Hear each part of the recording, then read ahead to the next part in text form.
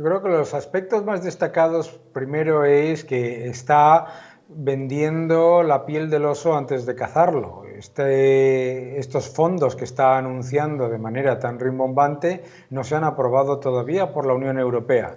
Tampoco explica el presidente que antes de que esos fondos se movilicen, la Comisión Europea tiene que emitir deuda y que antes de que la Comisión Europea emita esa deuda, los Estados miembros van a tener que aportar más al presupuesto de la Unión Europea. Esto es muy importante porque la forma en la que han calculado para su presentación por parte del Gobierno la llegada de los fondos parece como si fuese a entrar un reguero de dinero. Primero, no está aprobado. Segundo, hay que presentar esos proyectos se tienen que aprobar. Por lo tanto, es muy complicado no solamente creer en esa estructura que ha presentado el presidente del Gobierno en cuanto a el proceso de recepción de los fondos, sino todavía más en su eficacia. Recordemos que España, el Gobierno de España, es el único de la Unión Europea que ha decidido dividir la canalización de esos fondos entre los ministerios, convirtiéndolos en una especie de comisarios políticos que funcionarán como barrera y como filtro de esos fondos. Recordemos también que, en cualquier caso, los fondos que vayamos a recibir, primero, estamos hablando de una cantidad máxima. Segundo, tienen que recibir la aprobación de la Comisión Europea y de la Comisión de Economía y Finanzas. Y tercero, yo creo que es lo más importante, porque se está equivocando constantemente el mensaje, ninguno de esos fondos sirve para cubrir los problemas estructurales que se han generado en las finanzas públicas. No está para pagar ingreso mínimo vital, ni gasto clientelar, ni gasto corriente, ni mucho menos para cubrir el déficit del año 2020 o del año 2021. El presidente ha dicho que es una cifra sin precedentes. También es falso. Recordamos perfectamente que a principios de la crisis del 2008 al 2010, el Gobierno de España introdujo un enorme plan de estímulo que superó los 185.000 millones más 140.000 millones de avales del Gobierno. Don Daniel, la promesa de crear 800.000 puestos de trabajo nos recuerda a aquella que hizo Felipe González en el 82 y que al final no resultó ser cierta, sino más bien todo lo contrario. Ese fue el número de empleos que se destruyeron en su etapa. Pero de todos modos, crear 800.000 puestos de trabajo en 3 años es crear la mitad de empleo que ya se venía creando antes de que Pedro Sánchez llegase a la Moncloa, ¿no? Efectivamente. Primero, sorprende lo pobre que es la cifra, precisamente comparado con el potencial y la capacidad de creación de empleo que ya tenía la economía española antes de que llegase el Gobierno.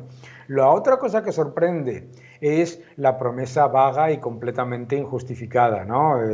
Recordamos la promesa de Felipe González de los 800.000 puestos de trabajo y recordamos la campaña por el pleno empleo de Rodríguez Zapatero. Y la promesa también de crear centenares de miles de puestos de trabajo con el famoso Plan E. Obviamente las cifras no cuadran de ninguna manera lo que ha anunciado el Gobierno. Sí es cierto que se va a aumentar el crecimiento potencial en 2,5% del Producto Interior Bruto, 800.000 puestos de trabajo es poquísimo, por no decir nada. Recordemos que hay 730.000 personas hoy en ERTE, es decir, supondría no crear ningún tipo de empleo con respecto a lo que hay. Tampoco concuerda con las propias estimaciones del Gobierno, que asume que en el año 2021 el paro prácticamente, la tasa de paro prácticamente no se va a reducir, y mucho menos concuerda esa idea megalománica de que va a aumentar el crecimiento potencial en un 2,5% del PIB, que es una expectativa de lo que se llama multiplicador keynesiano completa y absolutamente fabulosa y de ciencia ficción. Y los propios analistas de Citigroup y de otros bancos obviamente han mostrado esas incongruencias tan evidentes en las cifras que ha mostrado de manera rimbombante y megalománica el presidente. Y un asunto más, cuando Sánchez nos habla de modernizar el sistema fiscal, incrementando la progresividad, ¿qué? Nos hemos de echar a temblar porque eso quiere decir subida de impuestos, ¿no? Hombre, subidas de impuestos claramente, pero además vuelve la incongruencia. Si nos está diciendo que vamos a recibir unas cantidades ingentes de dinero, que no hay ningún problema en las cuentas públicas y en el cuadro macro que ha anunciado, y que vamos a recibir una enorme cantidad de dinero de la Unión Europea que va a cubrir todos los problemas de gasto estructural que ha anunciado, entonces ¿por qué tiene que subir los impuestos? Es que como está todo creado por distintas partes que le llegan desde los socios de Podemos, desde el Ministerio de Economía, de Hacienda, etcétera, es una especie de demagogia y de mensajes Frankenstein que no cuadran unos con otros. Si vamos a recibir tanto dinero que no necesitamos hacer ajustes, ¿por qué está exigiendo subidas de impuestos que, por otro lado, como ha dicho, son fundamentalmente subidas para los ciudadanos de todas las clases, para todo el mundo, el IVA, etcétera, etcétera?